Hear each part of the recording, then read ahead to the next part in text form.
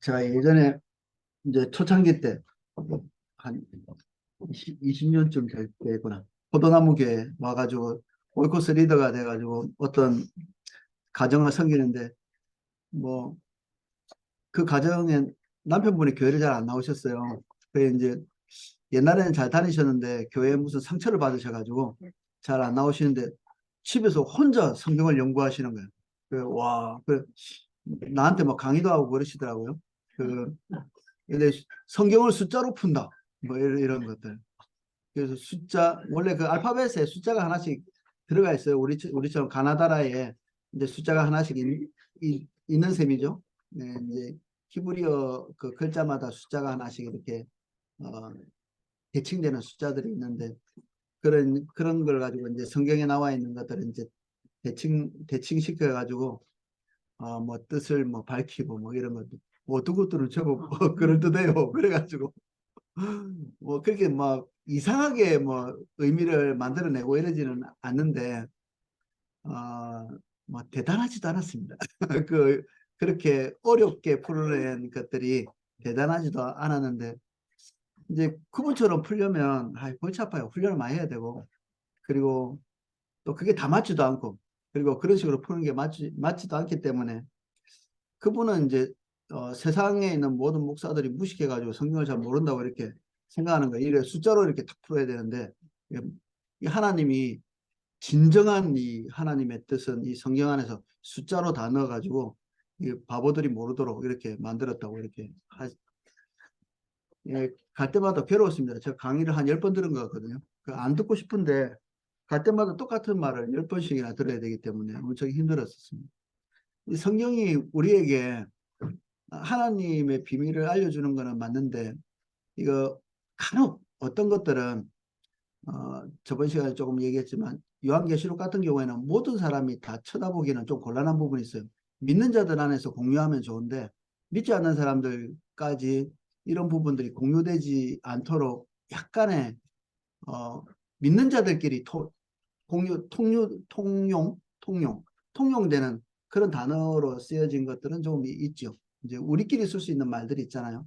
또 그 당시에는 또 이 기독교인들끼리의 교제가 이제 쉽지 않았던 그런 때이기도 하고 그게 발각되면 또 생명의 위협도 당하고 이러니까 뭐 우리끼리 통용되는 언어를 쓰기도 하고 그랬죠.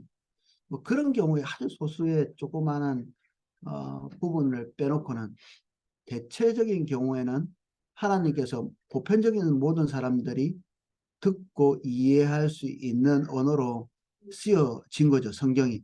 이게 이제 우리가 보는 명확성에 대한 오늘 6장인데 성경은 성경학자들만 이해하도록 제대로 이해할 수 있는 공부를 많이 하고 그리고 체계적인 훈련을 통해서 이 기술을 익힌 사람들, 성경을 보는 기술을 익힌 사람들만 이해할 수 있는 그런 책인가.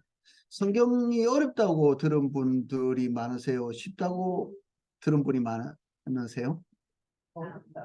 대체로 그러신가요? 어렵다. 근데 어렵던가요? 쉽던가요? 초신자가 어렵다.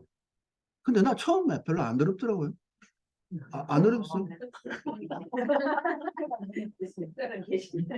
계시가 있어서 그런 게 아니라 그 요만한 거 손바닥만한 성경 성서 기도원에서 나눠주는 그 제가 고등학교 때 받아가지고 읽었는데 재밌더라고요 이게 예수님의 이야기 그 아마 복음서를 제가 읽은 것 같아요. 아마 마태복음 같은 거 읽었는데 그렇게 뭐 어렵다는 수학책보다 훨씬 쉬워요. 수학책은 봐도 까막눈인데 그런데 뭐 한글로 돼 있는 거 뭐 누구 낳고 어렵다고 그러는데 그거 한 장밖에 안 돼. 한 장 딱 한 장. 그거 모르면 그뿐이지 뭐. 우리 집에도 족보 있는데 그것도 똑같아요. 이게 뭐 도대체 뭔지 모르겠던데 그냥 안 보고 처박을 하거든요. 그냥 너무 많아서. 첫 장부터 끝장까지 전부 다 그런 식이야. 이게 족보. 근데 마태복음 해봤자 그거 한 장밖에 안 되는 거. 후딱 그냥 읽어 치우고 다음 장 넘어가니까 재밌는 게 있더라고요. 크리스마스가 이런 거구나. 그 제일 처음 나오는 거. 예수님 탄생하신 거. 그건 어디서 들었는지 모르겠는데 이게 귀에 들었나 봐. TV 같은 데서 들었는지 뭐 하늘은 어쩌고 영광이요 뭐 이런 것들도 거기 있고, 그 예수님 이야기도 한 서너 개 이렇게 제가 주워 들은 게 거기 나오더라고. 그 기본 지식이 있었나 봐요. 이렇게 사람들 입에서 입으로 이렇게 전해지는. 그래서 성경이 그다지 어렵지는 않았어요. 그런데 이제 그걸 읽고 내가 뭐 예수님을 믿고 이런 건 한참 뒤에 일이긴 한데 어렵다는 느낌은 별로 안 가졌는데 도대체 어디를 읽어서 어려운 건지 모르겠어요. 어디를 읽어 쉬운 거예요? 어려운 거? 그, 그 사이가 이제 새로워지게 있는데 제가 애비하면서 성경을 읽을 때 뭐가 제일 어려웠더니 단어가 어렵대요. 단어 이해하기가 어렵다고. 단어? 네, 그러더라고요. 그래서 아무래도 이제 그 신앙적인 뭐가 바탕이 없으니까 그 단어 하나하나가 어렵게 느껴지지 않는 것 같습니다. 저는 어려운 단어를 그때 당시는 못 만나고 제가 처음 산 성경은 세로로 되어 있었거든요. 이렇게 길이로 이렇게 세로로. 그게 옆으로만 돼 있어도 엄청 쉽더라고요. 옆으로 똑같은 건데 옆으로. 야, 이런 쉬운 게 다 있네. 그때는 신문이 더 어려웠던 것 같아요. 제가 예수님을 처음 알았던 게 19세, 아니요, 고3 때 교회를 처음 나간 것 같은데, 그때 신문이 다 세로로 돼 있었거든요. 가로로 된 게 그때 처음 엄청난 센세이션을 일으키는 한겨레 신문인가? 그게 가로로 돼가지고. 지금은 세로로 되면 정말 옛날 신문 같이 보이는데, 그때는 다 그래가지고, 어떻게 읽어냈나 모르겠어요. 하여튼 성경이 어렵다고 얘기하는 것들은 도대체 왜 그럴까? 왜 우리는 어렵다고 생각했을까? 여기에 묘학성이라는 말의 뜻은 안 그럴 걸 이런 뜻이거든요. 안 그럴 걸, 안 어려울 걸. 아, 성경을 신중하게 읽어본 사람이라면 누구든지 어떤 부분은 대단히 쉽고 어떤 부분은 어렵다는 것을 깨닫게 될 것이다. 이게 굉장히 쉬운 부분부터 접한 나 같은 사람은 이거 별것도 아니네 싶을 거고 어떻게 잘못 펴가지고 레위 같은 걸 하면 이게 도대체 뭐 하는 건지 그런 걸 어려워하시는 분들도 있을 겁니다. 근데 이런 부분들이 있는 것 같아요. 그 어렵다고 생각하는 부분. 이제 요런 베드로 후서 같은 거 제가 한번 읽어볼게요. 우리 사랑하는 형제 바울도 이 받은 지혜로 너희에게 이같이 썼고 또 모든 편지에도 이런 일에 관하여 말하였을 때 그 중에 알기 어려운 것이 들어있으니 무식한 자들과 굳세지 못한 자들이 다른 성경과 같이 그것도 억지로 풀다가 스스로 멸망에 이르느니라. 어떤 것들에 대해서는 직관적으로 이해하기 어려운 부분들이 존재한다는 거죠. 사도 바울이 쓴 글도 그렇다는 얘기죠. 근데 이런 것들이 교회 공동체 안에서 서로 가르침 받지 않고 또 뭐 가르침보다는 교회 전체가 이해하는 방향에서 같이 이해하는 게 아니라 독단적으로 이런 것들을 해석하고 그리고 저 구조를 세우고 그리고 자기만의 독특한 어떤 해석들로 구조를 세워가면 곤란한 게 생긴다는 거죠. 이게 멸망에 간다. 그 사실은 이거는 좀 고의를 가지고 하는 경우가 많은 것 같아요. 이게 잘못해서 무식한 자들이라고 하는 요 말은 지식이 없다는 말이라기보다는 방향성이 뒤틀려 있는 사람을 얘기하거든요. 올바르지 않은 방향, 하나님께 올바로 반응하지 않는 사람들, 이게 분별력 없이 행하는 자라는 뜻이 더 가깝습니다. 이게 지식이 없다는 얘기보다는. 그때 당시에 사람들은 뭐 공교육이 없을 때잖아요. 공교육이 없어 집에서 이렇게 학습하는 게 전부였던 그런 시대는 글자 아는 것 정도면 뭐 충분히 교육이 끝났다고 생각하고 그 뒤에는 바로 직업 교육으로 들어가죠. 예, 그 옛날에는 아버지로부터 이렇게 직업 교육이 들어가는 거 그게 전부였잖아요. 전부 다 간의 수고금이니까 엄마 아빠 그 구조도 되게 좋지 않나요? 그래서 옛날에는 여자일 남자일이 따로 나누어져 있던 시대가 얼마 안 된다 그래요. 옛날에는 다 아버지도 집에서 밥을 하시고 어머니도 공장에서 물건 만드는 일을 어느 정도 해내고 그래서 요새는 남편이 예를 들어서 뭐 죽었다. 그러면 남편이 공장을 경영하다가 죽었다. 그러면 부인이 공장을 운영할 수 있나요? 우리 성도님 한 분은 못 하시더라고. 그래서 그 공장을 넘기고 자기는 본인은 이제 그걸 가지고 이제 그 생활비를 하시고 뭐 이렇게 되는데 옛날에는 남편이 죽어도 그 뒤에 어, 그 인수인계 받아서 할 수 있는 여력이 있는 사람들이 많았어요. 자식도 할 수 있지만 부인들도 얼마든지 그 정도 일은 할 수 있었던 거죠. 이래서 뭐 그때의 교육은 글자를 터득하고 그리고 직업 교육을 하고 이런 식이니까 우리보다 어떤 면에서는 교육의 수준이 더 낮다고 볼 수 있겠죠. 그렇지 않나요? 더 낮다. 어, 교육받을 수 있는 기회가 별로 없는.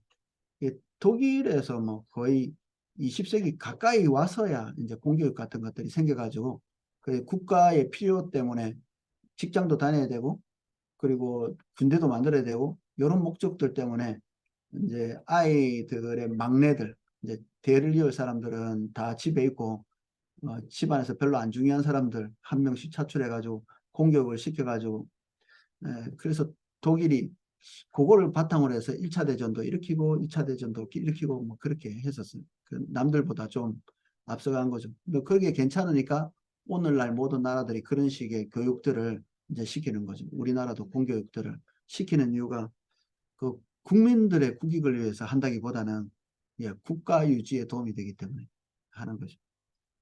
이제 그 과거의 사람들이 지금보다 어떤 교육적 수준이 높았다 이렇게 보기는 조금 어렵다.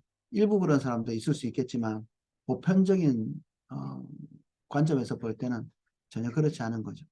그러니까 이 무식이라는 단어에 대한 오해를 좀 벗겨드리고 싶어서 한 말이고 그렇지만 모두가 이렇게 어려운 것은 아니다. 일반적으로 어, 이 일반적인 사람들에게 쓰여진 그런 글이기 때문에 어, 전체가 다 어려울 수는 없다. 성경은 종종 스스로 명확성을 주장한다. 첫 번째 A 141쪽 이 조그마한 이 블록 안에 들어있는 성경 구절 신명기 6장 한번 읽어보겠습니다. 오늘날 내가 내게 명하는 이 말씀을 너는 마음에 새기고 내 자녀에게 부지런히 가르치며 집에 앉았을 때든지 길에 행할 때든지 누웠을 때든지 일어날 때든지 이 말씀을 강론할 것이며 이 신명기의 말씀은 자녀들에게 강론하라 이렇게 했잖아요. 아버지가 강론할 수준이 돼야 강론할 수 있는 게 아니고 보편적인 아버지들은 읽고 자녀들에게 강론할 수 있을 만한 이해를 할 수 있다는 걸 전제로 한 거잖아요. 그죠? 그러니까 모든 아버지들, 모든 부모들이 이 신명기 말씀 정도는 읽고 자녀들에게 가르칠 수 있다. 이런 전제가 밑에 깔려 있는 겁니다. 그러니까 성경은 어렵지 않다는 걸 기본적으로 깔고 있는 거죠.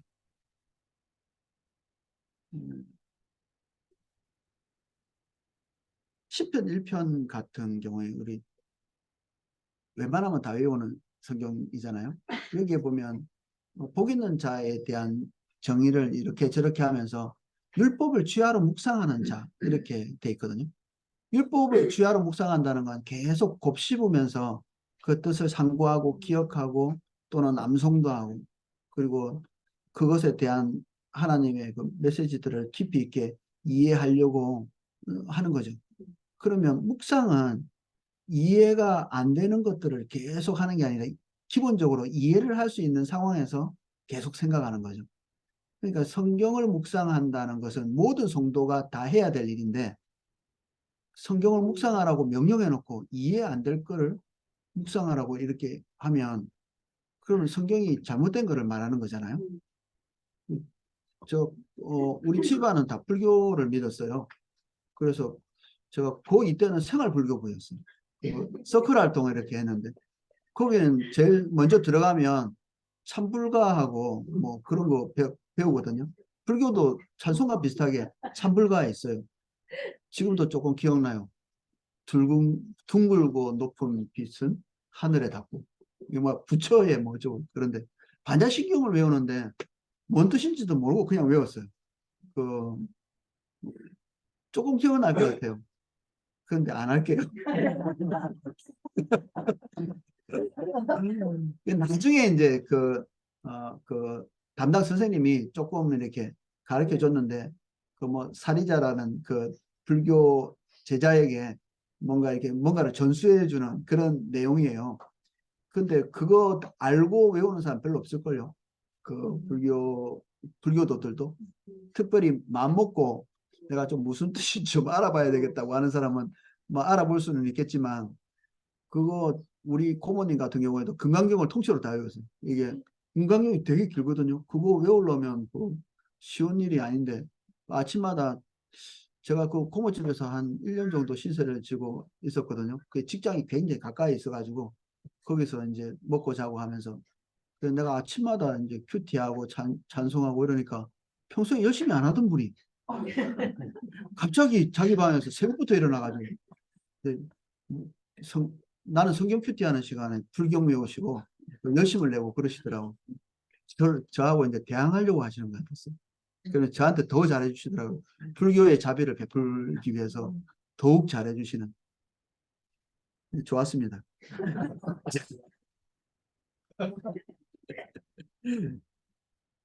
이 보편적인 이해를 할 수 있는 어, 방법으로 우리에게 성경을 주셔서 이해할 만하다. 시편 1편처럼 묵상도 할 수 있고 신명기 6장 6절 7절처럼 자녀들에게 강론도 할 수 있을 정도로 하나님께서 보편적인 이해를 할 수 있도록 해주셨다. 심지어 우준한 자에게 지혜로움을 준다. 이렇게 표현해 놓게 되어 있거든.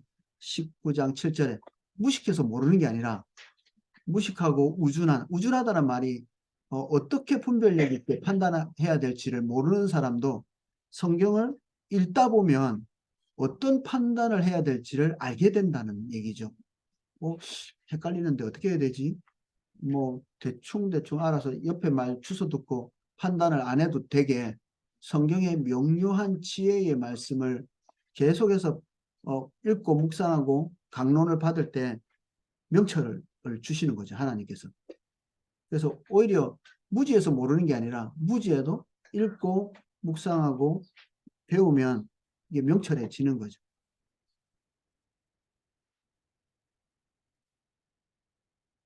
그래서 지적 능력 때문에 성경을 못 읽는 경우는 없다. 이게 단호히 말할 수 있습니다. 그 어떤 신자라도 자신이 성경을 읽고 이해해서 성경이 자신을 지혜롭게 하기에 충분하다고 이렇게 믿고 읽기 시작하면 하나님께서 우리에게 지혜를 주신다. 그 이제 초대교회 신자들이 구약 성경을 읽었잖아요. 근데 이 구약 성경을 초대교회 성도님들이 읽었을 때 구약의 사건이 그 초대교회 성도들이 구약의 사건을 읽을 때 다윗의 이야기를 읽을 때는 그 시간차가 1000년이에요. 1000년. 그러니까 문화적인 차이가 있을 수도 있겠죠. 우리 조선시대보다 훨씬 더 뒤에니까. 이건 그리고 아브라함의 이야기를 읽을 때는 2000년이에요. 그러니까 우리가 2000년 전에 뭐 했나요? 뭐 삼국시대쯤 되나? 고려시대쯤 되나? 그러니까 좀 암담한 세월이죠. 그 뭐 도대체 그거 발굴해가지고 뭐 옷을 어떻게 입었는지 음식을 어떻게 먹었는지 그런 거 뭐 조사하려고 막 애를 많이 쓰더라고요. 집 구조는 어떻게 했는지. 요번에 어떤 집을 이렇게 팠는데 거기에 기생충이 나왔어요. 기생충이 옛날 그 발굴을 했는데 그래 사람들이 알았어요. 화장실이 있었구나 이 시대에. 그러는 거 화장실 없는 나라도 많거든요. 우리나라의 자긍심 화장실이 있었어요. 옛날에. 지금도 인도에는 화장실이 없습니다. 이게 문제예요. 인도. 프랑스에도 최근까지 없었어요. 화장실. 그냥 길에 그러신 거예요. 길에다. 되게 이상한 일이 있죠. 성경에는 벌써 신명기 화장실에 대해서 말해요. 진박해 화장실을 베풀고 거기에다가 이제 자기 용변 처리는 누가 해요? 자기가. 이게 성경의 원리예요. 자기가 처리하면 괜찮은가 봐요. 이게 감염도 안 되고. 근데 남이 처리하면 좀 곤란해지는 거예요. 남의 동 처리하는 건 쉬운 일이 아니다. 그 2000년, 1000년 이렇게 떨어져 있으면 문화적 차이가 이런 게 있어서 힘들 텐데 우리가 신약 시대의 성경을 읽을 때 2000년 차이 나잖아요. 그래서 이 문화적 장벽이 좀 있을 텐데 이해가 쉽겠냐 뭐 이런 생각을 하실 수 있잖아요. 그런데 별 문제 없이 잘 읽었다. 와, 이런 거 보면 사람은 다 거기서 거기 것 같아요. 옛날에 함무라비 법전인가 뭐 어디 보면 요새 애들 버르장머리 없다 이런 말이 있다는데 이게 벌써 사람 생각이 그때나 지금이나 별로 차이가 없는 거죠. 그리고 저 길가메시 서사시라고 있습니다. 세상에서 제일 오래된 그 서사시라고 불리는 그거는 성경보다 더 오래됐어요. 그런데 거기에 이게 조금 이렇게 많이 읽어보지는 않았는데 이렇게 두꺼운 책이 있습니다. 읽으려면 도서관에 가면 있습니다. 그 거기에 이런 내용이 있습니다. 옷을 깨끗이 빨아입고 그리고 너무 내세에 대해서 많이 생각하지 말고 아내와 함께 행복하게 지내고 맛있는 음식을 먹고 목욕을 잘 해라. 뭐 이런 내용. 뭐 어려운 말 아무것도 없잖아요. 그러니까 현세 중심적인 거죠. 그때 그 사람들이 굉장히 뭐 우리가 이해 못할 세계가 있는 것도 아니고 또 글자라는 것 자체도 이게 심오한 내용을 담기 위해서 글자가 생겼다기보다는 메소포타미아에서 글자가 제일 먼저 생겼다고 하거든요. 쐐기 문자라고. 왜 생겼냐면 야 이거 먹고 남는 양식들이 생긴 거예요. 근데 그거를 저장을 해야 되는데 도대체 얼마나 저장이 되어 있는지를 알려고 거기에다 이제 기호를 새기기 시작했거든요. 이거 뭐 10포, 뭐 200포, 300포, 1000포 이렇게 남아도니까 그거를 새기려고 글자가 먼저 생겼다 그래요. 그러니까 숫자가 먼저 생긴 거죠. 그게 글자의 기원이니까 굉장히 실용성을 바탕으로 해서 글자가 처음 생긴 거죠. 그 뒤에 뭐 새길 게 점점 많아지니까 이제 글자가 조금씩 발달되긴 단어도 비슷하죠. 단어도 우리가 이제 남길 말이 많고 할 말이 많고 표현할 게 많으면 글자 단어들이 많아지죠. 단어가 조금 있는 데는 문명이 좀 단순하고 단어가 많은 데는 문명이 좀 복잡하고 뭐 그렇게 되겠죠. 그래서 이 과거라고 뭐 특별히 이해하기 어려운 그런 문화가 있는 것은 아니다. 조금 이제 생소한 건 있을지 모릅니다. 뭐 이런 걸 좀 어려워하실 수도 있을 거예요. 담보를 잡는데 옷을 담보 잡아요. 요새 옷 담보 잡나요? 그까짓 거 뭐, 그 헌옷도 천진데. 우리 딸 보니까 1,000원에 사오더라, 어디서. 옷을. 그러니까 이게 담보 잡을 만한 옷은 거의 없는 거죠. 뭐 명품이나 담보 잡을란가? 근데 과거에는 단벌이 전부 다. 모든 사람이다, 단벌. 그 중세 때만 해도 그 거지들, 완전히 이제 노숙자들 요새는 옷을 입고 다니잖아요. 그때 당시 벌거벗고 다니는 거예요. 완전히 아무것도 없는 사람은 옷이 없는 거예요. 그리고 담보를 성경에는 옷으로 담보 잡지 말라고 해놨어요. 밤에 덮고 자야 되니까. 그리고 특히 여성들의 옷은 담보 물건에 해당 안 돼요. 여성들의 옷은 담보 잡지 말라고 돼 있거든요. 그게 그러니까 2벌, 3벌 있으면 담보 잡아도 되겠죠. 그러니까 딱 1벌씩밖에 없으니까. 그때는 이 직무를 만들어내는 게 쉽지 않은 거죠. 뭐 1년에 옷 1벌 만들동 말동 하는. 근데 언제 그거 만들어요? 다 먹고 살아야 되는데. 이제 이런 것들은 지금 우리가 이해하는 것과는 조금 다른 문화인데 이런 것 때문에 성경을 이해 못할 정도는 아니다.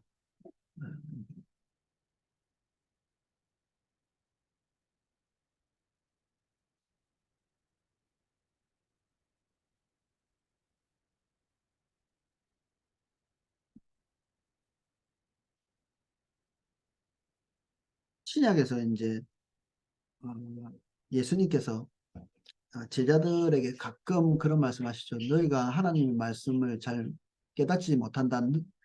더디 믿는다. 뭐 이런 얘기. 그리고 바리새인들에게도 너희가 성경도 알지 못하고 모세도 믿지 않는다. 뭐 이런 얘기도 하시고 또 뭐 어떤 부분을 읽지 못하였느냐 뭐 이런 얘기도 하시죠. 다윗이 뭐 성전에서 진설병을 먹었던 그 기록들을 너희가 읽지 못했냐 이렇게 얘기하는데 이것은 성경에 어떤 문제가 있기 때문에 그들이 이해를 못하고 있다 이런 전제가 아니고 너희들이 그러니까 성경에는 문제가 없는데 읽는 너희들이 이해를 잘 못하거나 읽지 않았거나 읽고 기억을 안 하거나 뭐 그런 내용을 말씀하고 계시는 거거든요.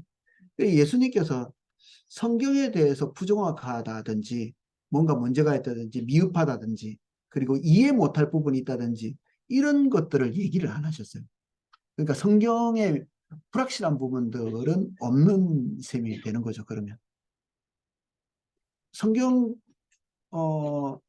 번역본에는 좀 미흡한 게 있지 않을까 이런 생각을 하실 수도 있는데 예수님이 본 책이 그 셉투아진트 70인요.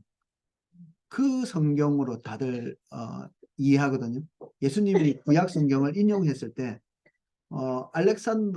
알렉산드리아라는 그 도시의 그 도서관에 비치하기 위해서 유대인들이 이렇게 뭐 처음 시작한 것도 아니고 그 도서관에 구비해 놓기 위해서 성경을 번역을 해야 되는데 히브리어로 된 성경밖에 없으니까 이 헬라어로 번역을 해서 어, 비치를 하려고 한 거죠. 그래서 이제 유대인 학자들, 랍비들 불러다가 이렇게 해석을 해서 번역을 해서 이제 구비를 한 게 70인역이거든요. 70명을 불러서 번역을 했다고 70인역인데 그러면 원본을 그 당시에 그리스도인들이 구약 성경을 원본으로 본 게 아니고 어, 헬라어로 다 본 거예요. 그리고 자기네 나라 말을 잘 모르고 있었던 거죠. 그리고 그 당시에 그리스도인들이 어, 구약을 원문으로 못 본 거예요. 헬라어로 다 본 거지. 그때 당시에 우리 같으면 이제 한글로 다 본 거고 독일 사람 같으면 독일 말로 본 거고 한 번 번역된 것을 다 봤기 때문에 원문으로 해석을 해서 어, 봐야 될 만큼 치밀하게 보지는 못한 거죠. 그런데 예수님도 그 성경을 받고 70인역을 받고 그리고 사도 바울도 70인역을 보고 그때 당시에 모든 그리스도인들이 70인역을 구약 성경을 70인역으로 번역된 구약 성경을 다 읽고 인용을 했기 때문에 그러면서도 아무 문제를 제기하지 않았거든요. 그러니까 우리가 지금 번역을 이렇게 해서 보는 이것이 어, 이해의 폭을 좁힌다. 그리고 이해를 잘 못하게 한다. 이렇게 보기 어려운 거죠. 문제 없다. 별로. 한글 성경만 봐도.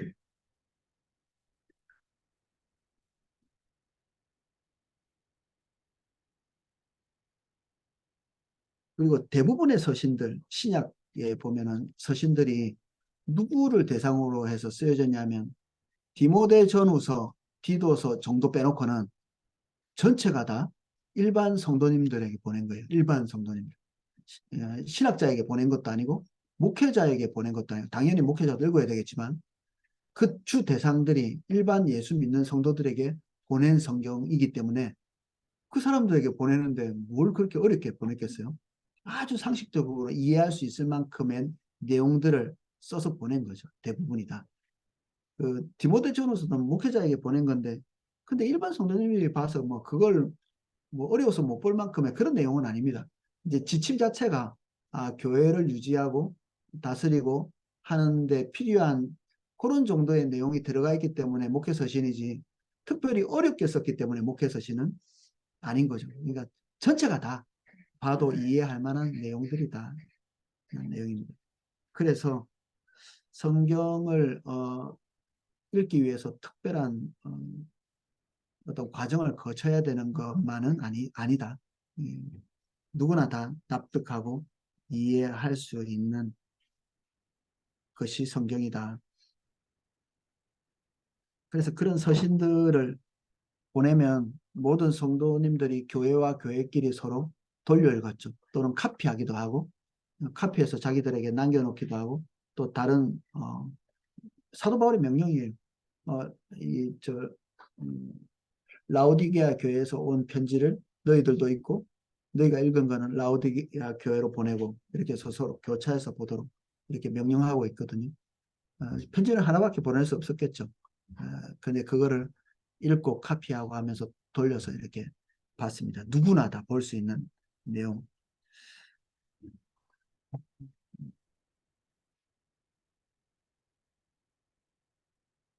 그래서 자기 혼자 이제 독단적인 해석을 하는 경우가 아니라면 보편적인 해석을 할 수 있는 교회와 함께 그것들을 해석하면서 이해할 수 있다. 성경은. 그래서 어려운 부분들이 있을 거예요. 그거는 이제 교회 지도자들이 이제 합의를 통해서 이끌어내는 그런 경우가 있습니다. 그건 어떤 회의 같은 거 많이 들어보셨어요. 니케아 회의라든지 이런 교회가 어떤 중요한 문제를 결정하는 것, 삼일체 문제를 결정하는 것, 이게 하나님의 모습이 어떠한가? 그리고 예수님은 인간이신가? 아니면 신이신가? 뭐 이런 것들. 그리고 성령님은 어떤 분이신가? 뭐 이런 것들을 최종적 어떤 정리와 결정을 할 때 중대한 회의가 열리기도 했지만 그, 그 외에 보편적인 것들은 어, 그럴 필요가 없이 읽을 만하다.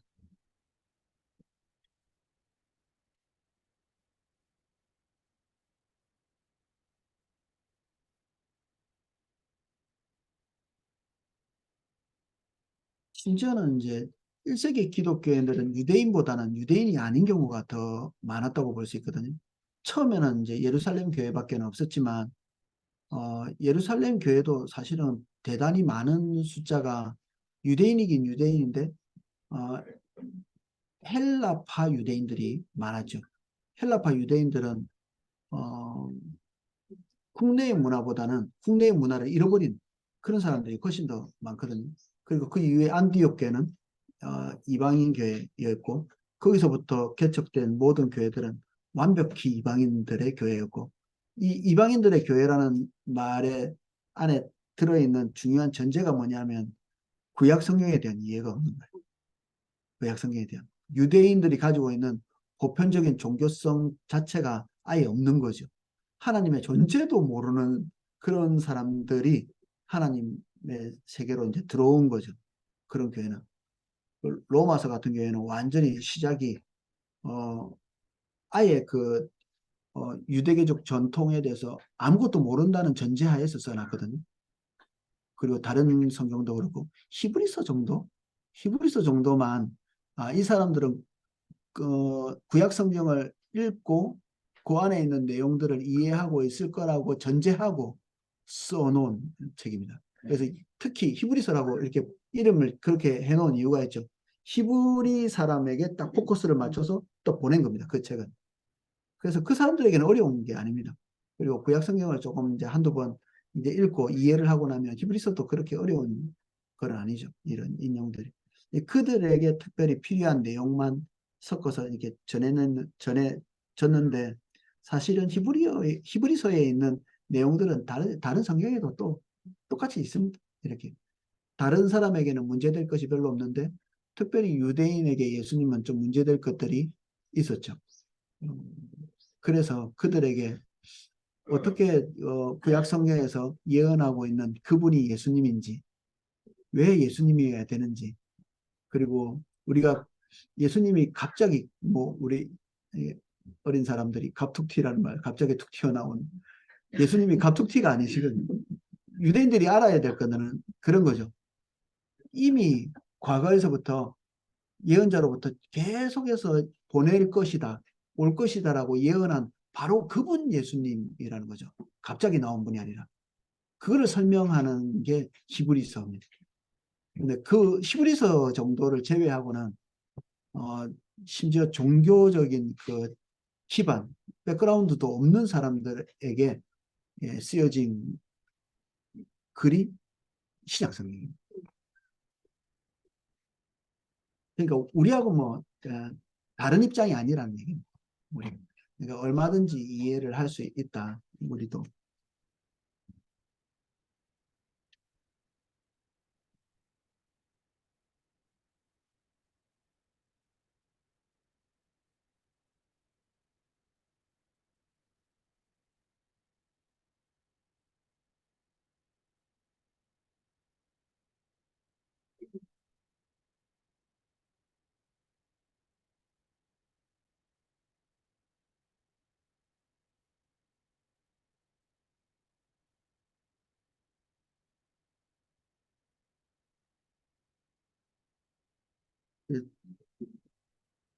신약 성경의 창세기나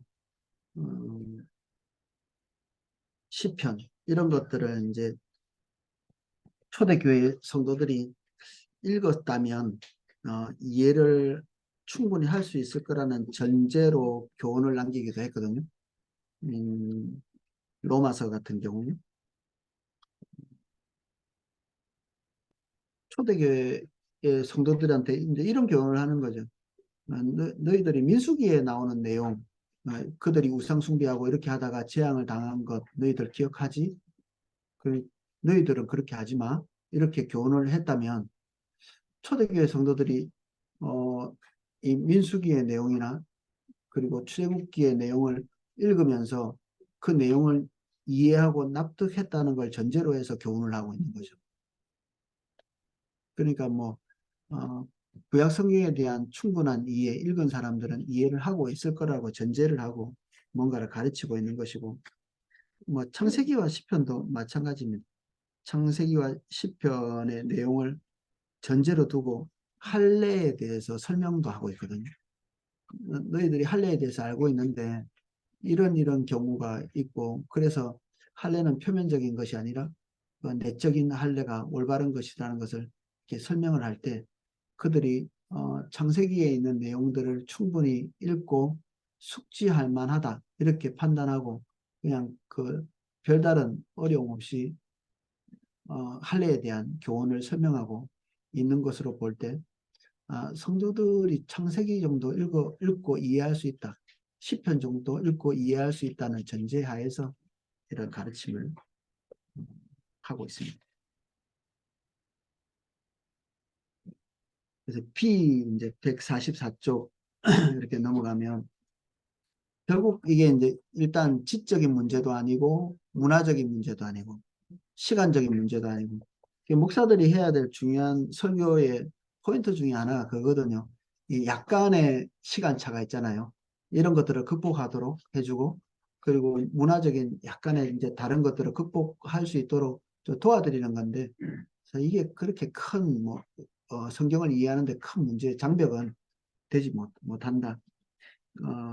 그런데 왜 성경을 읽지 못하고 또는 납득하지 못하고 어렵다고 얘기하는 일이 발생하는가? 분명히 그런 일은 있으니까. 그래서 144쪽에 성경 고린도전서 2장 14절의 말씀을 대표적으로 이렇게 적어놨습니다.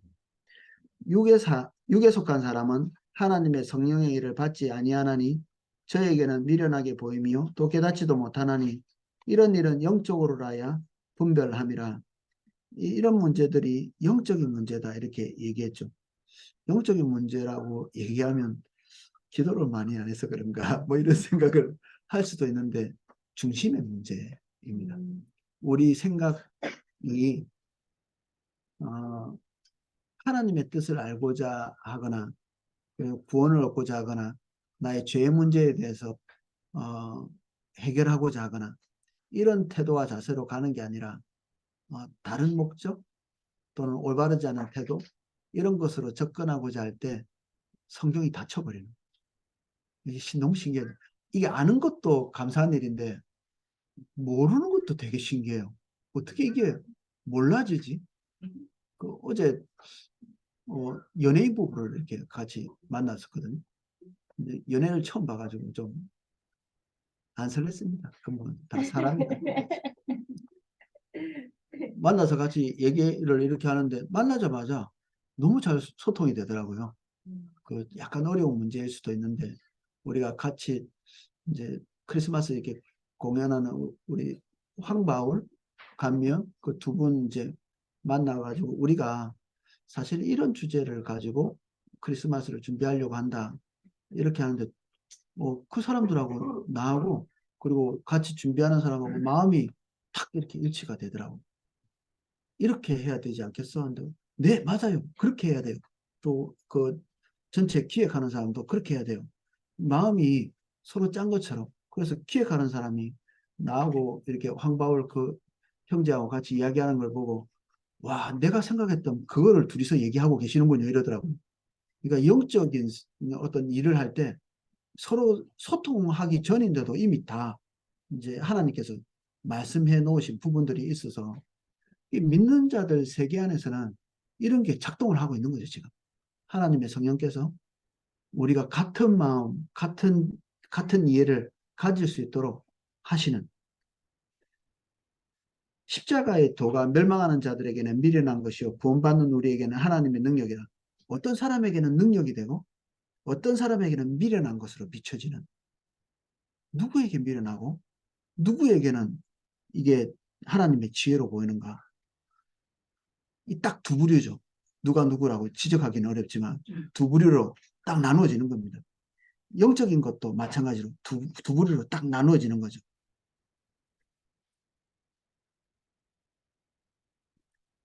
뭐 수건이 벗겨지지 않는 자들 이런 얘기도 하거든요. 수건이 벗겨지지 않는 자들. 예, 모세가 40일 40년 동안에 시내산에 올라가서 하나님을 대면하잖아요. 그러니까 이 몸에서 하나님의 빛이 나기 시작합니다. 몸에서. 근데 뭐 옷을 입고 있으니까 옷을 입지 않은 부분은 얼굴밖에 없잖아요. 근데 이 얼굴에서 광채가 나는 거죠. 이렇게. 그러니까 이 하나님의 광채가 이 얼굴에서 나니까 백성들이 광채를 보고 놀라는 거예요.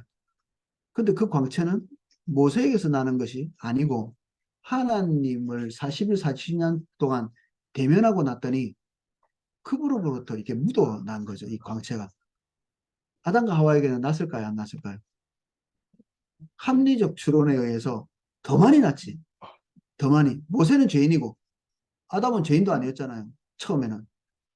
타락할 때 이전에는 완전한 인간이었고 40일 40년? 아담이 얼마나 하나님을 대면했을 것 같으세요? 40일 40년 정도가 아닐걸요. 뭐 정확하게 성경에 기록되어 있지는 않지만 엄청난 세월을 더 친밀하게 대면했으면 뭐 광채 정도가 아닐 겁니다. 그러니까 온 세상 만물이 아담 말을 듣죠. 아담 말을. 아담이 가지고 있는 생각은 하나님의 생각과 동일하고 그가 가지고 있는 감정은 하나님과 동일하고 그의 결단은 하나님의 결단과 거의 동일한. 그러니까 세상이 아담의 말을 듣는 것이 하나님의 말을 듣는 것과 진배 없어서 말을 잘 들은 거예요. 하나님과 이탈되고 난 다음부터는 말을 안 듣잖아요. 엉겅퀴를 내기 시작하고 심지어는 짐승도 이제 말을 듣지 않게 되고. 근데 아담에게 그런 것이 있었는데 이 모세에게 일시적으로 그런 것이 나타나니까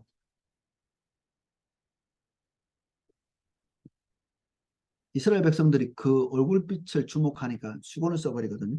수건을 쓰니까 빛이 안 나잖아요. 이게 수건만 써도 가려지는 것인데 그 수건 쓴 거는 영원하지 않은 것을 주목하지 못하게 하려고. 이 모세가 신적인 위치에 서는 것들 오해를 막는 거죠. 그 빛으로 인해서 현혹당하지 않도록. 그 빛은 모세 게 아니니까 수건으로 가린 겁니다. 근데 그 뒤에 어, 이스라엘 랍비들은 광채 안 나는데도 수건 써요. 광채가 안 나는데. 눈이 가려진 거죠. 그게 뭔지를 잘 모릅니다. 하나님의 광채가 가려지도록 쉬운 것, 비본질적인 것을 주목하지 못하도록 만든 건데 그 그거 자체가 권위가 돼버려요. 그 수건 자체가. 그래서 율법에는 영광이 일시적인 것인데 그 율법 자체에 몰입하고 있는 마치 사람을 살릴 것처럼 수건을 썼다는 말이 이제 거기서 연장선상 안에서 이렇게 비유되고 있는 것들이거든요. 그러니까 두 종류의 사람이 여기서 또 나누어지는 거죠. 수건을 쓴 사람과 수건을 벗은 상태의 사람. 이 두 갈래로 나누죠. 영적인 사람과 영적이지 못한 사람. 그리고 십자가의 도를 미련하게 보는 사람과 그것이 하나님의 지혜로 보는 사람. 이 두 갈래로 나눠지는.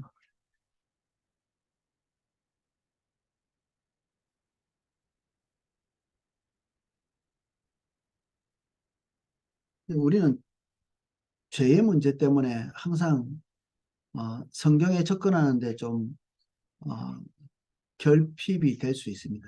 죄의 문제.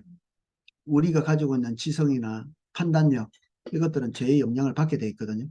무엇을 뭐 예수님께서 이 땅에 오실 때 성경이 증거하는 것은 그거죠. 막 반가워하고 좋아하고 기뻐하고 그리고 그분을 영접해야 하는데 영접치도 않고 죄 때문에 싫어했다 그렇게 돼 있죠. 우리의 감성이 그렇게 돼버린 겁니다. 하나님을 대면하기보다는 피해서 숨는 거를 더 좋아하게 돼버린 거죠. 이렇게 이제 됐기 때문에 성경을 이해하는데 성령의 이해가 절실하게 필요한 상태가 되어버렸습니다. 우리가 하나님의 뜻을 잘 이해하지 못하는 상태가 되어버렸다. 그래서 성경 읽을 때 영적 자질, 바른 이해를 위한 도덕적 영적 자질이라고 되어 있는데 영적 자질이 필요하다.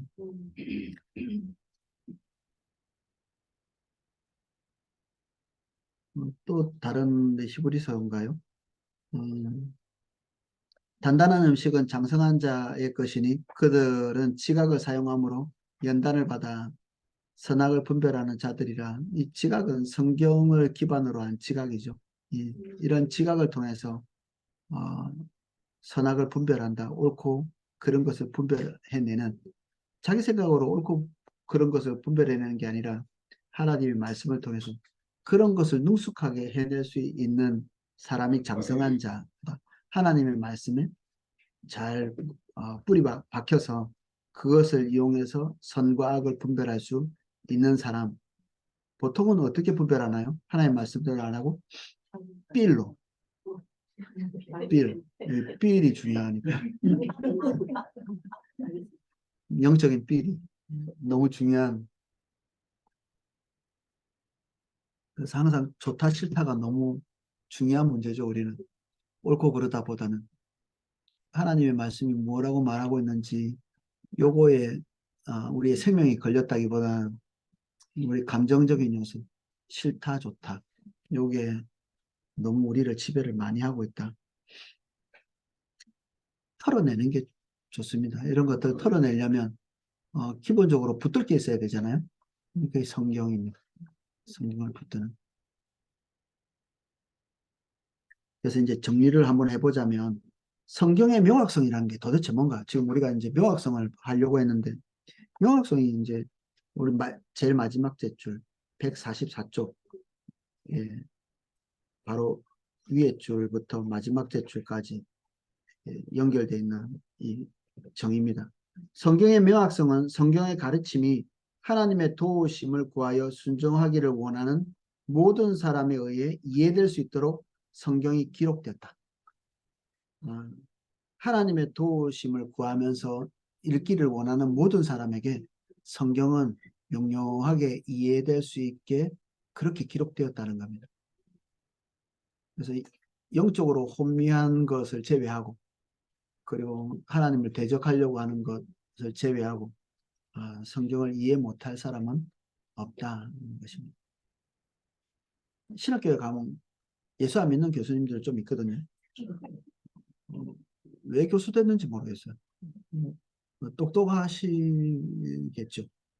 그래서 뭐 유럽에서도 공부하시고 스위스에도 공부하시고 독일에서도 공부하시고 이렇게 오면 헷갈립니다. 들을수록 헷갈리고 예수 안 믿는 게 분명한. 근데 그런 분들이 이제 또 인기가 있는 게 그 일간지 이런 데다 가끔 돼요. 뭐 예수의 비역사성 뭐 이런 거 해가지고 그런 거 한번 내면 원래 이 성경 안에 있는 내용을 하면 다 듣던 얘기잖아요. 못 듣던 얘기를 이렇게 한 번씩 내면 이게 센세이션을 일으키는 믿지 않는 사람들에게. 그러면 이제 그 사람이 인지도가 높아져요.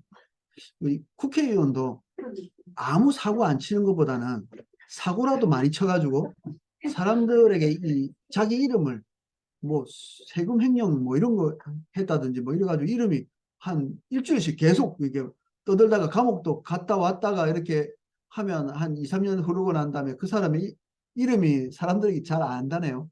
나오면 찍어준대요. 익숙해가지고. 이게 그냥 보편적으로 잘해가지고 이름 잘 안 실렸던 그런 사람들은 떨어지고 아주 이렇게 이상한 짓 많이 해가지고 이렇게 언론에 오르락내리락 많이 해가지고 이랬던 사람들은 또 사람들이 잘 찍는데 이렇게. 이거 비슷하게 학자들도 좀 그런 게 좀 있습니다. 이슈를 만들어내는. 그러면 사실 학교에서 사람들을 고용하는 최고 이제 수뇌부들이 또 이제 주님하고 조금 멀리 있는 분들도 있을 수 있거든요. 기독교 학교인데도. 그러면 누가 더 인지도가 있느냐? 이게 또 학교의 이 영업상에 굉장히 중요한 부분이기 때문에 그런 분들을 이렇게 딱 픽업할 수가 있는 거죠.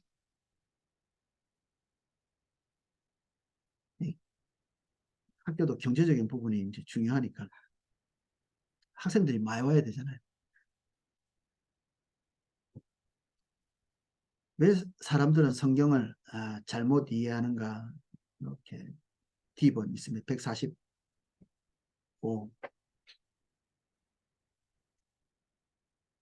몇 가지 이렇게 나열해 놓고 있는데, 첫 번째는 이제 구속사에 있어서 특별히 그리스도 자신의 생애에 있어서 사건이 좀 더 전개되어야 되는 그런 때가 있었습니다. 그 시대, 초대교회 때는. 이제 제자들이 처음에 이 일을 깨닫지 못하다가 예수께서 영광을 얻으신 후에야 이것이 예수께 대하여 기록된 것이라. 예수님이 나귀를 타시겠다 이렇게 결정하셨잖아요. 그런데 이게 도대체 무엇을 의미하는지 하필 왜 나귀일까? 그거에 대한 이해가 없었죠. 그냥 예수님이 시키니까 가서 그냥 그런 일을 한 건데 나중에 예수님께서 부활하시고 영광 받으시고 난 다음에서야 이게 스가랴에서 말씀하시던 이 메시아의 그 어떤 예언 사역이었구나. 그리고 그것을 이탈하지 않기 위해서 예수님께서 굳이 그런 것을 선택하신 거죠. 구약의 예언들이 많이 있는데 이 예언들은 두 가지입니다. 예수님께서 스스로 조절할 수 없는 부분이 있습니다. 뭐 베들레헴에서 탄생하셨다. 이건 어떻게 조절하겠어요? 이런 것들은 그냥 초월적으로 이루어진 것들이고요. 그냥 하나님 아버지의 섭리에 의해서. 근데 그게 이제 예언대로 이루어진 거고 방금 제가 말씀드린 이 나귀를 타는 거는 백마를 한번 탈 수도 있지 않겠어요? 아니면 멋진 말, 뭐 좋은 거 이런 거 타고 입성하면 멋지잖아요. 그때 당시에 이제 로마 장군들은 가능한 한 이 자기의 위세를 뽐내면서 들어오기 위해서 큰 말을 타거나 군대를 동원하거나 심지어는 이게 빛나는 옷을 이렇게 입고 왔다 가거든요. 황금 옷 이런 거 그리고 뭐 자색 옷 이런 것들 보라색 옷 이런 것들을 입으면서 이제 등장을 이렇게 하는 거죠. 그게 이제 왕이 등장하는 모습인데 예수님은 전혀 그런 것 같고 상관없이 나귀를 타고 어떻게 보면 좀 볼품없이 이렇게 예루살렘에 등장하셨죠. 근데 이런 것들이 제자들이 잘 인식을 못한 겁니다. 이런 게 왜 일어나는지 예수님이 말씀하셨는데도 이해를 잘 못하거든요. 이제 왜 이렇게 됐냐면 지금 당장에 이렇게 이해를 할 수 없을 만큼 너무 빨랐던 거죠. 이 사건이 이 제자들이 이해하기에는. 그리고 이후에는 모든 사건이 다 지나가고 난 다음에 이것들에 납득할 수 있었기 때문에 이해할 수 없었다. 이런 경우가 조금 있는 거죠. 두 번째는 믿음이 부족하고 마음이 완악했기 때문에 믿음이 부족하고 완악한 기억나시죠? 이런 것들. 이 완악한 마음 때문에 이해를 잘 못하는 모세의 말씀하신 것들을 이해하지 못했다.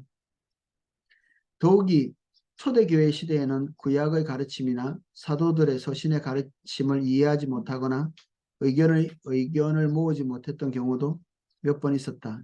이게 이제 대표적인 거는 유대인 외에도 구원을 받을 수 있는가 문제, 이런 문제. 이거 어떻게 알게 됐죠? 성령이 임하시면서. 이방인에게도 성령이 임하셨다. 이게 그들에게는 엄청난 충격이었죠. 그리고 사도 바울이 이방인 교회를 개척하고 난 한참 뒤에까지도 이방인 교회에 와가지고 할례를 전했던 사람들은 다 예루살렘 교회에서 왔던 사람들입니다. 그들은 아직도 이 성경 전반에 대한 이해가 아직 열리지 않은 거죠. 유대교적 사고방식을 가지고 있는, 유대교적 사고방식이라는 것은 전통적 사고방식 이런 게 아닙니다. 구약 성경에 대한 이해, 자기 나름대로 이해를 가지고 있는 그 이해가 성경을 잘못 이해하는 거죠. 구약 성경 전체를. 그래서 메시아도 배척하게 되고, 그리고 이방인에게 복음이 흘러가야 된다는 이 기본적 구조. 지금 우리가 구약 성경을 읽을 때 너무나 명백하거든요. 아, 이 복음은 하나님께서 열방을 구원할 복, 열방으로 흘러갈 복, 아브라함과 약속한 것도 열방이 복을 받도록 하기 위해서 이스라엘 백성도 제사장 나라가 되게 해서 열방이 주님께로 돌아오게 하기 위한 그런 교두보적 역할을 하는 것인데, 그들은 그들 자체의 목적성을 딱 두고 이해를 잘 못하고 있는 이런 것들이 스테반을 통해서 확 비춰졌거든요. 확 한꺼번에 그냥 그런 옷을 다 입고 있다가 스테반이 강제로 벗긴 거예요. 이렇게 그 지혜를 가지고 성경 전체 이 창세기부터 시작해가지고 그들이 보고 있는 모든 성경을 다 뒤집어 엎어가지고 전부 다 그들 눈에 딱 보여주니까 참을 수가 없었어요. 무릎 꿇으면 되는데 무릎 꿇지를 못했어요. 그래서 진리의 말씀에 무릎 꿇지 못하면 진리를 파묻어 버려요. 둘 중에 하나는 잘못된 거니까. 내가 잘못됐든지 아니면 진리가 잘못됐든지. 차마 내가 잘못됐단 말은 잘 안 나옵니다, 이게. 그래서 진리를 전하는 사람, 그 메시지, 이런 것들을 파묻죠. 그게 쉬운 방법. 내가 망가지지 않을 수 있는 방법. 사실 내가 부서지고 망가지고 깨지는 게 돌이킴이고 구원받는 요소가 되거든요. 내가 안 부서지고, 내가 안 부서지면 이제 진리가 부서지는 거죠.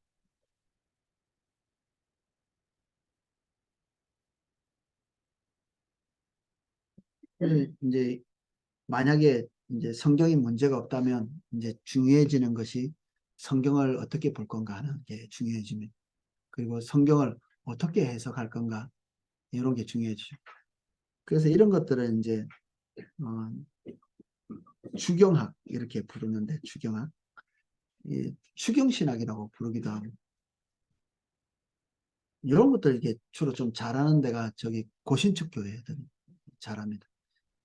거의 다른 철학이나 이런 것들 완벽하게 싫어하죠. 배척하는. 화면에 단점도 있는데 장점이 뭐냐면 성경만 봅니다.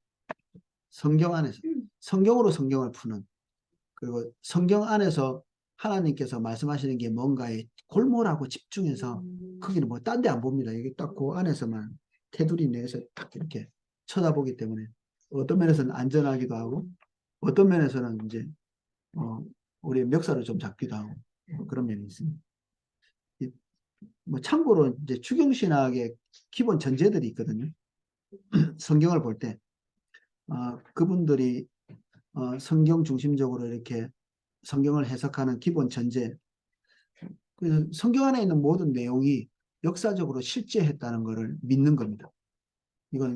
이거는 뭐 가상의 어떤 것이 가설 또는 뭐 신화, 뭐 바벨론 이런 사건 이런 것도 뭐 지어냈을 수도 있고 뭐 누군가가 이게 했을 수도 있고 뭐 이런 의견도 있을 수 있는데, 아니다.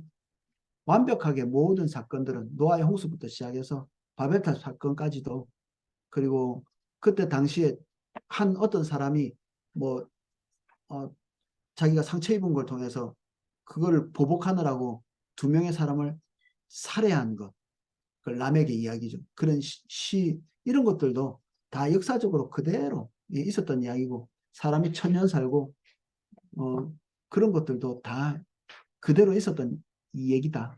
뭐 이걸 믿는 겁니다. 몽땅 다 수용하고 받아들이는 거죠.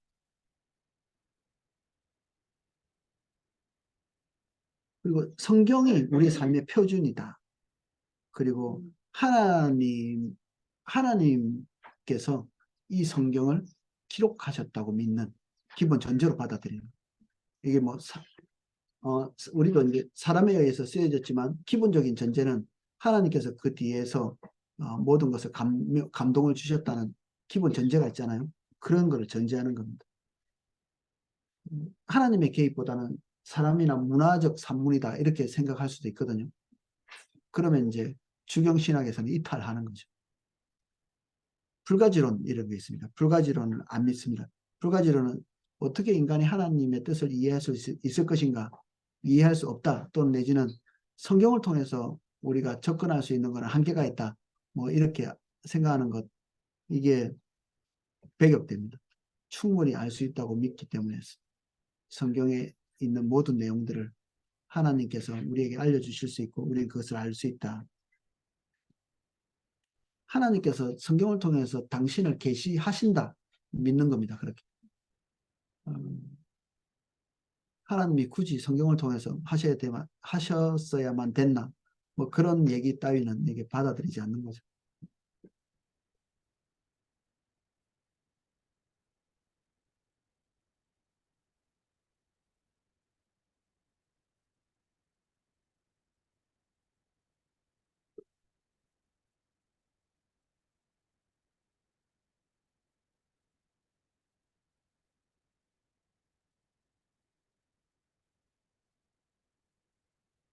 주경신학에 대한 것 설명이 좀 있는데 뭐 굳이 이런 거 안 해도 될 것 같아서 넘어가겠습니다.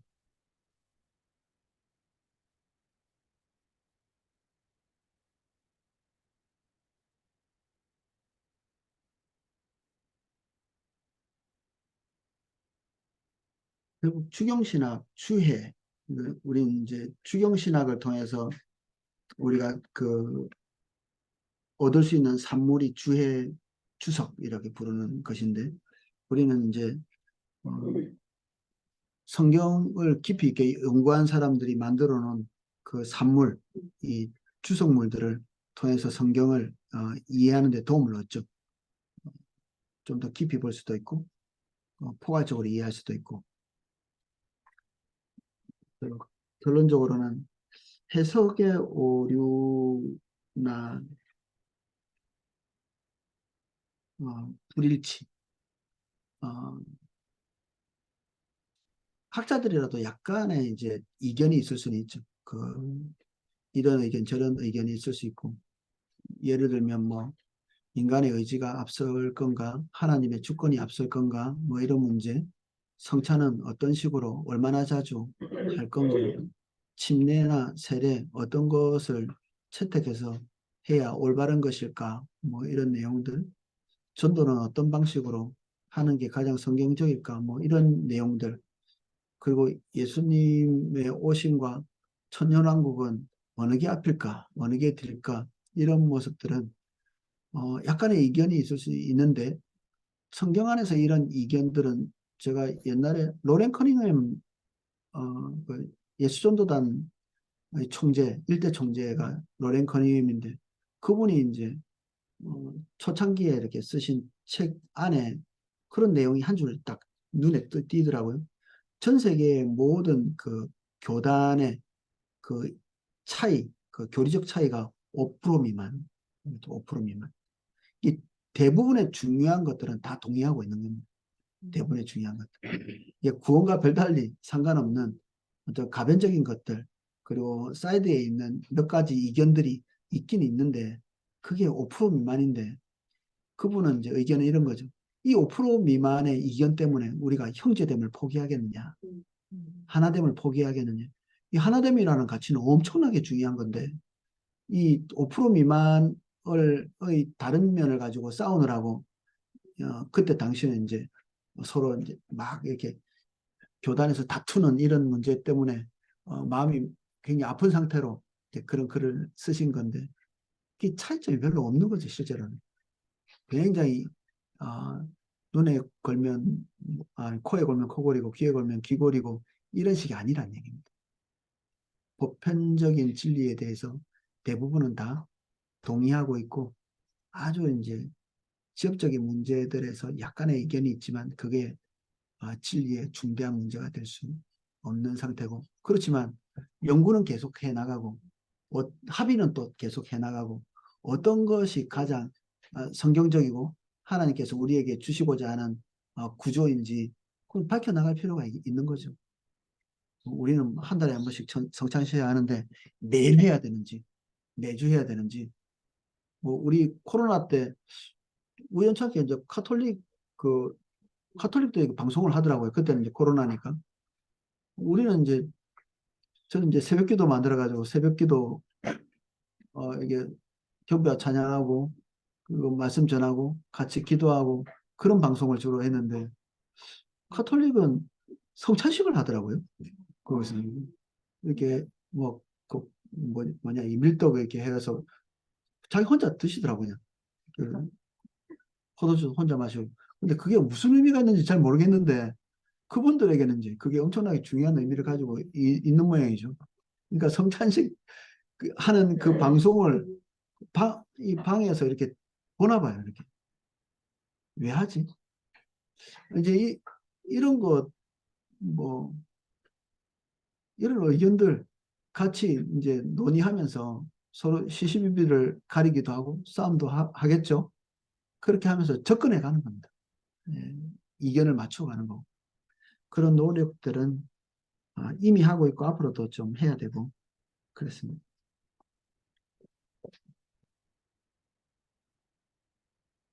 용납할 수 없는 부분들이 있으니까 서로 지금까지 나눠졌겠죠. 예. 상당히 어려운 부분이다. 용납하기가.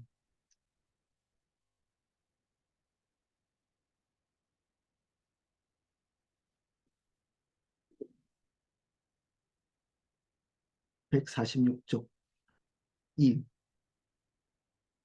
이 명확성. 명확성 교리가 주는 실질적인 격려. 1번. 성경에서 침묵하고 있는 것을 우리가 억지로 주장하려는 경우 성경이 별로 거론하지 않고 있는데 우리가 관심 가지고 있는 그런 것들이 있죠. 그런 것들은 좀 논쟁의 소지가 될 수 있습니다. 성경이 우리에게 별로 가리키고 있지 않은 어, 낙태당한 아이는 천국 가나요? 지옥 가나요? 이런 문제들에 대해서 별로 거론을 안 하고 있죠. 어디 가나요? 저한테 물어보는 사람들도 있거든요. 제가 답변을 안 합니다, 잘. 그 이순신 장군은 구원받았나요? 이런 문제를 물어보시는 분 있고. 근데 우리 교수님 한 분이 그런 답변을 주시더라고요. 하나님은 섭섭치 않게 해주셨을 거다. 그 명답을 주셨어요. 섭섭치. 음. 다른 유다는 지옥 갔나요? 천국 갔나요? 그런 문제 또 물어보시죠. 어디로 갔어요? 성경대로 답해야죠. 제 곳으로 갔다. 제, 제 곳으로. 음. 이 교회 다니는 불신자들이 주로 그런 질문을 많이 합니다. 어렵습니다. 근데 답변할 때 애를 많이 쓴 때도 있었는데 지금은 모르겠다고 합니다. 관심도 없고 사실 지금 관심도 안 생깁니다. 너무 중요하지 않고 옛날에는 좀 호기심도 나고 이랬는데 나이가 들어서 그런지 귀찮습니다. 이미 알고 있는 것만으로도 하나님과 나와의 관계는 튼튼하게 세워져 있고 안 중요하다. 안 중요하다. 이제 아내가 뭐 나 만나기 전에 뭐 했는지 이런 거 관심도 없어요. 그뭐 아버지하고 관계는 필요 없다. 누가 뭐 어렸을 때 너 선생님 좋아하고 이런 거 필요 없고 그냥 지금으로서 족하고 아무 문제 관계가 이미 튼튼했는데 뭐 나는 뭐 어떤 성도님이 그 옛날에 자기 과거를 얘기하는데 일진이었대. 여잔데. 예쁘게 생겨가지고 애기도 잘 키우고 시향생활 잘하고 있는데 자기가 고등학교가 일진이었다고. 상관없어요. 뭐 상관이 없어요. 지금 주님 안에서 잘 살고 계신데 궁금하지도 않다. 그거 하나님하고 튼튼한 관계가 지금 돼 있는데 이런 질문들 뭐 그리고 이거 답변해 줘봤자 주님 안에 들어오지도 않고 그렇습니다. 그래서 간혹 이제 해줄 수 있는 정도만 이제 해주죠. 또 다른 하나는 성경 해석상의 실수를 범하는 경우다. 이 일은 해석상의 문제를 결정하는데 사용한 자료가 완전하지 않거나 정확하지 않았을 경우에 발생할 수 있다. 아, 근데 뭐 우리 앞에 이제 원문에 대한 이야기들을 좀 했지만 그런 정확도 문제는 거론할 수 없을 만큼 희박하다.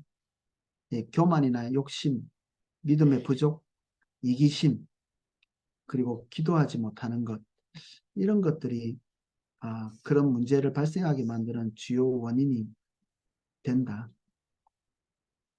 합의, 이 합의라는 게 엄청 이게 또 뭉뚱그리고 지나가는 거 아닐까? 진리를 대충 듣고 지나가는 거 아닐까?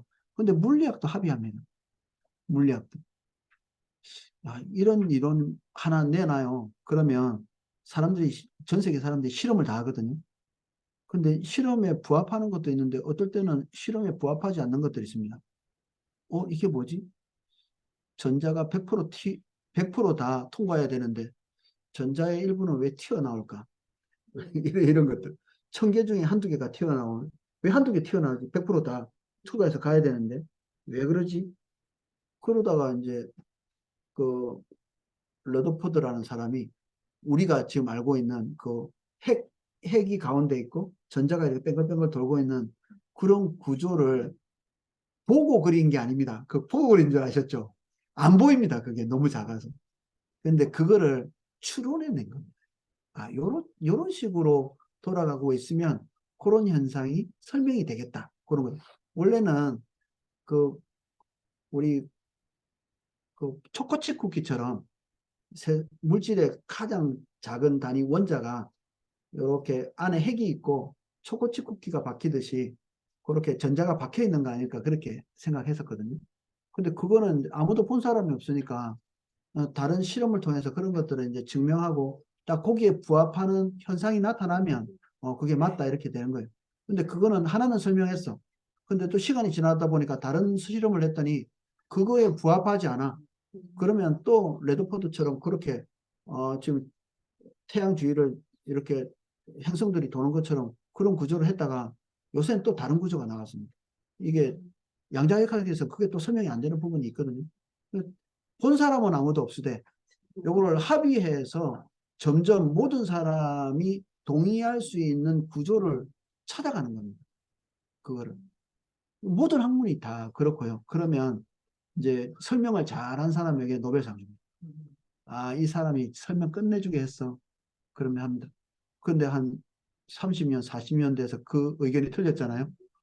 회수는 회수는 안 하는데 또 다른 사람이 또 다른 설명을 또 해내야 되고 또 학자들이 또 합의를 보고 그렇게 해야 되는 거죠. 우리도 하나님의 말씀을 서로 합의해 나가는 과정. 이 사람의 생각과 이 사람의 생각이 합의에 도출할 수 있는 그런 설명을 쭉 이렇게 해내는 게 그게 에, 우리가 해야 될 성숙한 일이죠. 이거 아니면 안 돼. 뭐 이렇게 생각한다고 그 사람이 더 신앙이 더 훌륭한 것도 아닙니다. 그것도 이제 틀이 있겠죠. 우리가 공동으로 합의할 수 있는 큰 틀이 있고 그 안에서 이제 합의해 나가는 거죠.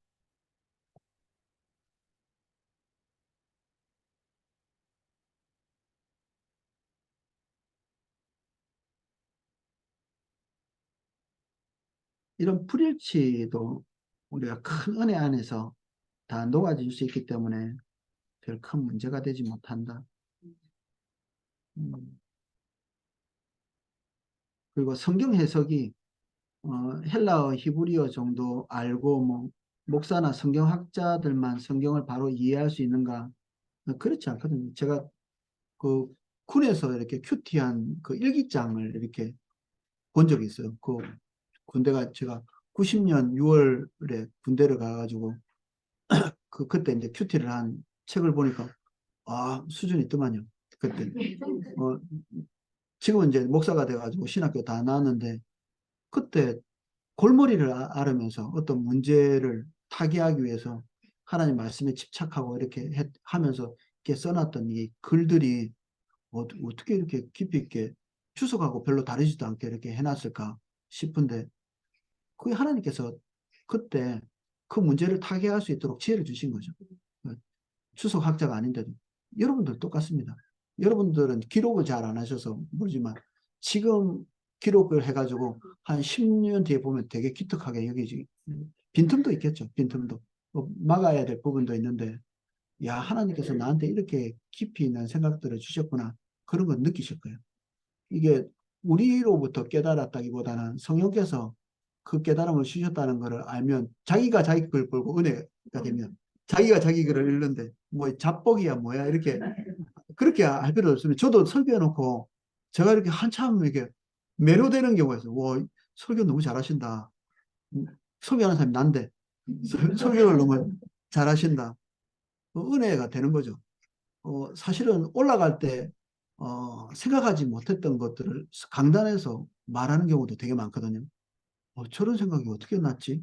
추석 찾아보면 공부 안 했던 부분인데 나중에 찾아보면 그게 또 일치가 돼요.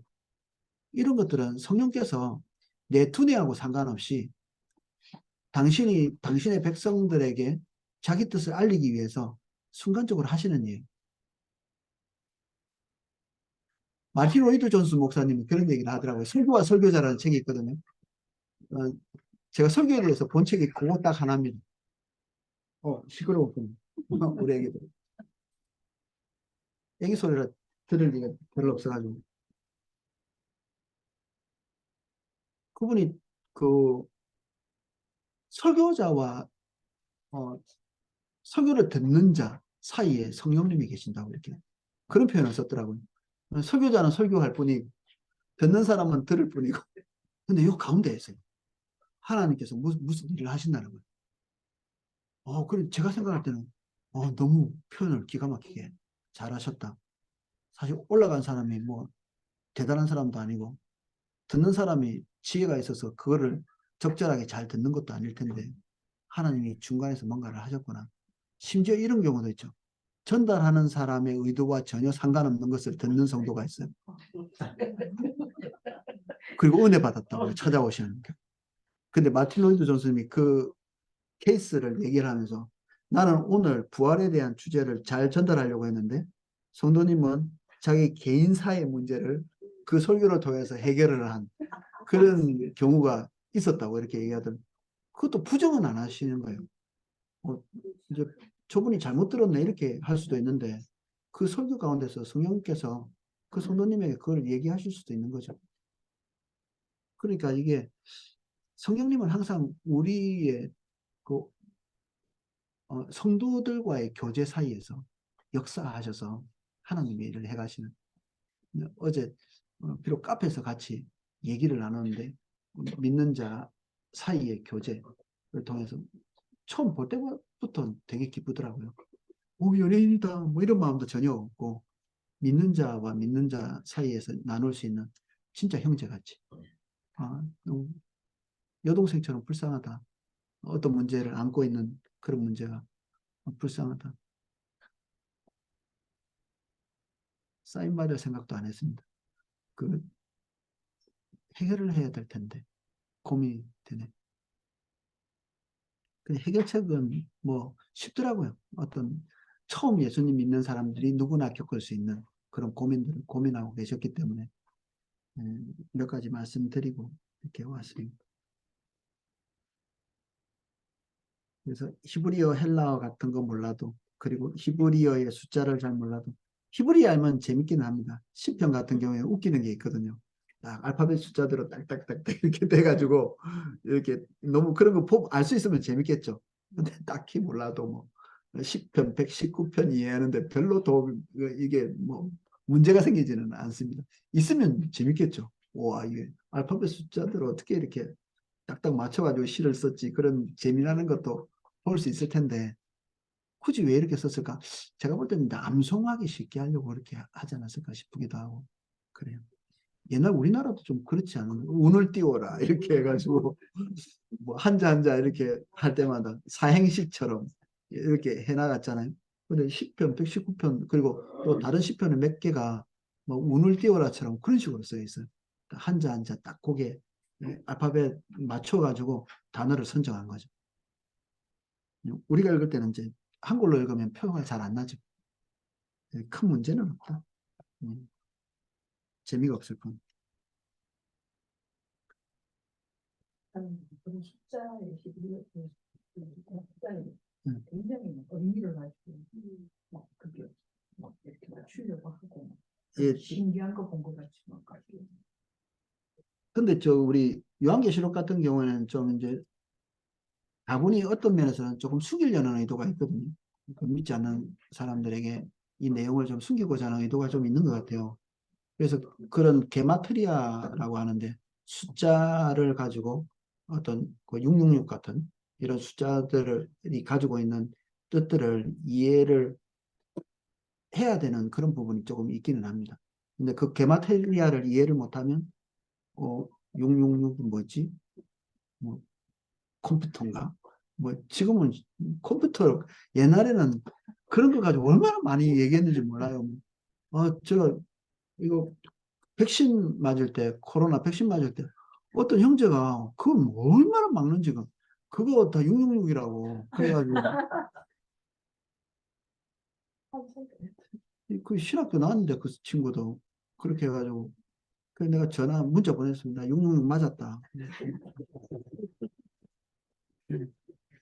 666 두 번 맞았거든요. 지금. 괜찮습니다. 그게 666이 아닌데 그거 말한 게 아니라 그때 당시에 기독교를 박해하는 그 사람들을 노골적으로 이야기하기가 좀 어려웠기 때문에 땡땡땡이라고 쓴 겁니다. 그냥 땡땡땡. 그 정도 이해하시면 됩니다.